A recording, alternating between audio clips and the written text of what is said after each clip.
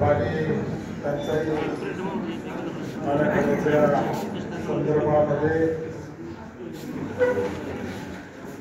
या ठिकाणी जी आपण बैठक बोलवलेली होती आणि आता या कार्यक्रमासाठी उपस्थित असलेल्या आपल्या तालुक्याच्या कर्तव्यदक्ष तहसीलदार सन्माननीय शिल्पाताई ठाकरे मॅडम या ठिकाणी उपस्थित असलेले तालुक्याचे माजी सभापती अब्दुलभाऊ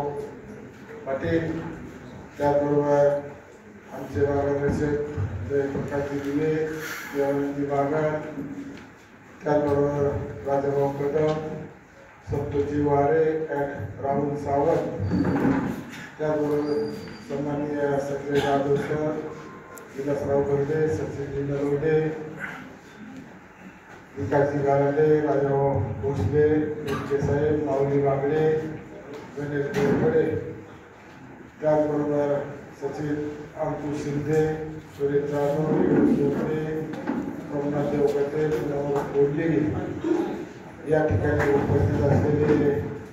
पाणी पुरवठ्याचे उपाध्यक्ष निहाल शेख, सर्व मंडल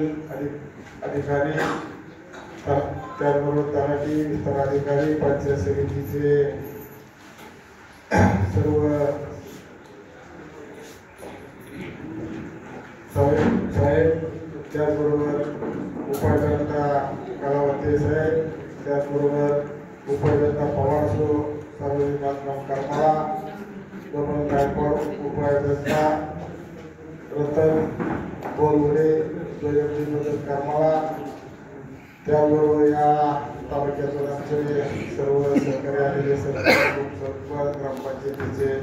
सदस्य, सोसायटीचे चेअरमन, ठेकेदार, पत्रकार उपस्थित बंधू भगिनी, आज या ठिकाणी पाणी टंचाईच्या संदर्भामध्ये उपाययोजना आणि टंचाई आराखडा ही बैठक आपण संयुक्त आयोजित केलेली आहे। अनेक विषयावरती या ठिकाणी चर्चा झालेली आहे। बऱ्यापैकी पाणी पुरवठ्याचा विषय या ठिकाणी चर्चेत आलेला आहे। अनेक ठिकाणच्या पाणी पुरवठ्याच्या योजना ज्या पूर्ण झालेले किंवा अर्धवट राहिलेले आहेत त्याच्याबद्दल या ठिकाणी सखोल सर्व कार्यकर्त्यांनी या ठिकाणी आपापले विचार व्यक्त केलेले आहेत। मला या निमित्ताने शेख साहेबांनी त्यांच्या सर्व टीमला या ठिकाणी एवढं सूचित करायचं आहे की जे आपण या तालुक्यामध्ये काम केलेले आहेत ते सर्वांच्या सांगण्यातून ऐकण्यातून आता आपल्याला लक्षात आलं की सगळी निकृष्ट दर्जाची कामं झालेली आहेत आणि शिवाय कुठलीही कामं चालू नाही किंवा त्या गावाला त्या योजनेच्या माध्यमातून व्यवस्थित पाणी मिळतंय असा सुद्धा काही भाग या ठिकाणी ऐकायला आपल्याला मिळालेला आहे। त्याच्यामुळं जे शासन सर्वसामान्य जनतेसाठी एवढा मोठा निधी प्रत्येक तालुक्याला प्रत्येक जिल्ह्याला हजारो कोटीचा निधी या ठिकाणी शासन आपल्यासाठी देत आहे आणि आपलं कर्तव्य म्हणून त्या योजना अतिशय सुंदर आणि चांगल्या प्रकारे आपल्या तालुक्यामध्ये चालल्या पाहिजे आणि सर्वसामान्याला त्या माध्यमातून न्याय मिळाला पाहिजे ही महत्त्वाची भूमिका सगळ्यांनी अंगीकारली पाहिजे असं या ठिकाणी मला मुद्दा म्हणून सांगायचं आहे। आज 2 दिवसानंतर 2-3 दिवसानंतर मला वाटतं अधिवेशन चालू होते विधानसभेचं आणि या ठिकाणी मॅडम अनेक मंत्रालयातून किंवा त्यांच्या वरच्या अधिकाऱ्यांकडून या तालुक्याविषयीची माहिती मागवण्यात आलेली आहे। त्यांना ही गडबड असल्यामुळं की आजची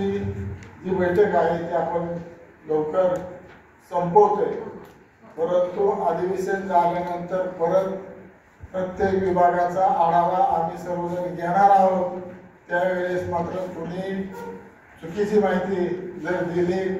तर त्याला माफी मिळणार नाही म्हणून सांगायचंय। कारण आज सर्वसामान्य माणसाला जर या ठिकाणी यायचं म्हणलं तर त्याच्या घरचा काही प्रपंचाचा विषय असेल किंवा कामधंद्याचा विषय असेल ते सर्व सोडून या ठिकाणी यावं लागतं आणि या ठिकाणी प्रत्येक ऑफिसला त्याचं जे काही काम असेल त्या ठिकाणी त्याला अधिकाऱ्याकडे जावं लागतं आणि मग अधिकाऱ्यांनी जर त्यांना व्यवस्थित स्टेटमेंट नाही दिलं तर त्यांचा दिवस विनाकारण वाया जातो। म्हणजे घरचंही काम नाही आणि ज्या कामासाठी आलो तेही काम नाही असं इथून अधिकाऱ्याकडनं मला ऐकायला मिळालं नाही पाहिजे। अधिकाऱ्यांच्या बाबतीत कुणी जर मला सांगितलं तर अधिकाऱ्यांना मी पाठीशी घालणार नाही असं या ठिकाणी मुद्दामून आपल्याला सांगायचं। कारण सर्वसामान्य जो माणूस आहे तो असा काही सगळ्यांचे परिचय नसतो किंवा अधिकारी त्याच्या परिचयाचे नसतात आणि म्हणून ते आपली कामं सांगण्यासाठी येत असतात, परंतु अधिकारी त्या पद्धतीने त्याचा रिस्पेक्ट देत नाही असं ऐकायला मिळतं आणि पाहायला सुद्धा मिळतं। आणि म्हणून अधिकाऱ्यांनी आपल्या दारामध्ये कुठलाही कर्मचारी असेल शेतकरी असेल आपल्याकडे जर काम करण्यासाठी आला असेल, काम करून घेण्यासाठी जर आलेला असेल तर त्याला निश्चित आदराची भूमिका